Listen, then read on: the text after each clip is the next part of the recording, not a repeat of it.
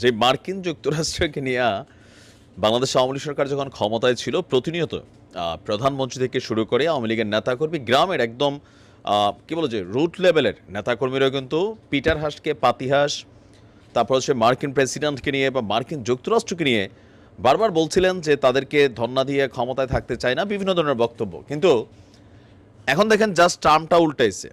এখন উল্টানোর পরে মার্কিন যুক্তরাষ্ট্রে লবিস্ট নিয়োগ করা হয়েছে। ইভেন মার্কিন পররাষ্ট্র মন্ত্রণালয়ে যখন প্রেস ব্রিফিং থাকে, আগে মুশফিক ফজল আনসারি বিএনপি বা অন্য দলগুলোর পক্ষ থেকে প্রতিনিয়ত আওয়ামী লীগ সরকারের বিভিন্ন দোষ ত্রুটি নিয়ে যেখানে ধরিয়ে দিতেন, আমেরিকার সরকারের রিয়াকশনটা দেখতেন।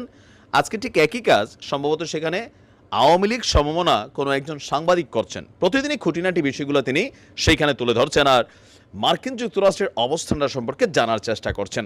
তো মার্কিন যুক্তরাষ্ট্র অলওয়েজ তারা তাদের যেটা বলার সেটা বলে। তবে এই মুহূর্তে ডোনাল্ড ট্রাম্প প্রেসিডেন্ট নির্বাচিত হবার পর আওয়ামী লীগের অনেক নেতাকর্মীরা মনে করছেন যে সামাও আপনার এইবার তো আর মানে আমেরিকা পুরো সাপোর্টটা দিয়েই দিবে, বাট ওইটা আলাদা। তবে এই মুহূর্তে বাংলাদেশে ধরেন শহীদ নূর হোসেন দিবসে আওয়ামী লীগ যে প্রোগ্রাম করতে চেয়েছে তাদেরকে প্রোগ্রামের সমাবেশের অনুমতি দেওয়া হয়নি।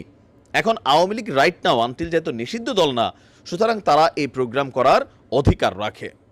কিন্তু যে পরিস্থিতি ঘটেছে সেই পরিস্থিতিটা বাংলাদেশের ছাত্র জনতা বা বিভিন্নভাবে তারা ওকে মনে হলো মার্কিন যুক্তরাষ্ট্র মনে করছে এটা উচিত না। বাংলাদেশে ভিন্ন মতাবলম্বী এবং বিরোধী সহ সকলেরই মত প্রকাশের স্বাধীনতা, শান্তিপূর্ণ সমাবেশের অধিকার সমুন্নত রাখার পাশাপাশি আপনার কি বলে যে সুরক্ষার কথা পুনর্ব্যক্ত করেছেন মার্কিন সরকার। মার্কিন সরকারের যিনি পররাষ্ট্র দপ্তরের প্রধান উপমুখপাত্র আছেন বেদান্ত প্যাটেল, তার কাছে সাংবাদিক প্রশ্ন করেছিল যে 10ই নভেম্বর ঢাকায় আওয়ামী লীগ নেতাকর্মীদের রাজনৈতিক সমাবেশ করতে বাধা দেওয়ার বিষয়টিকে, সাম্প্রতিক যে ঘটনা ঘটেছে সেই পদক্ষেপকে আমেরিকা কিভাবে দেখছেন। ইভেন ডক্টর ইউনূসের নেতৃত্বাধীন অন্তর্বর্তী সরকারের প্রতি আমেরিকার বার্তা কি আওয়ামী লীগের পক্ষে, আর তার সমর্থকরাও এর আগেও বাক এবং সমাবেশের স্বাধীনতার পক্ষে কথা বলেছেন। তো প্যাটেল বলছেন আমরা ভিন্ন মতের এবং বিরোধী দল সহ সকলের মত প্রকাশের স্বাধীনতা, শান্তিপূর্ণ সমাবেশের অধিকারকে সমর্থন করি।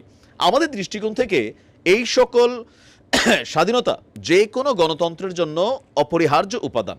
আমরা নিয়মিতভাবে বাংলাদেশের অন্তর্বর্তী সরকার সহ আমাদের সকল অংশীদারদের সাথে এই সমর্থনের কথা ব্যক্ত করেছি।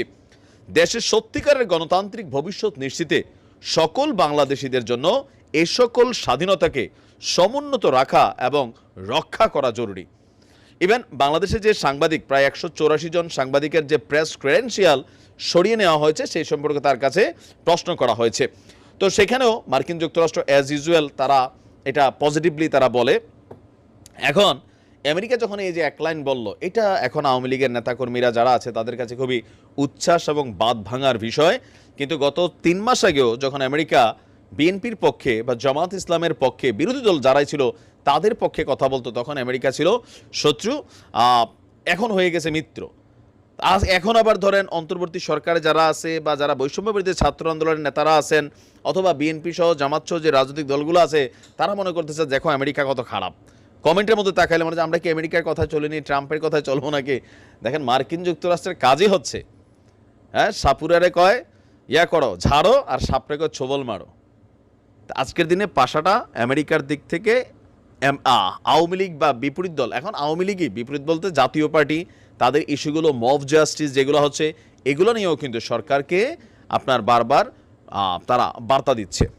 এটা কতটুকু পজিটিভ হবে জানি না, কারণ এইসব বার্তা দিয়া অতীতে আওয়ামী লীগ সরকারকে আসলে আমেরিকা কোনোভাবেই কোনো কিছু করে নাই। এখন যে সরকার আছে তাদেরকেও কোনো কিছু করবে সেই চিন্তাটাও আসলে বোকামি। তবে ট্রাম্প ঘাড়তেরা মানুষ, যদি কখনো মোদি তারে কনভার্ট করতে পারে হয়তো সামহাও কোনো বক্তব্য আসতে পারে। দেখা যাক, ভালো থাকুন।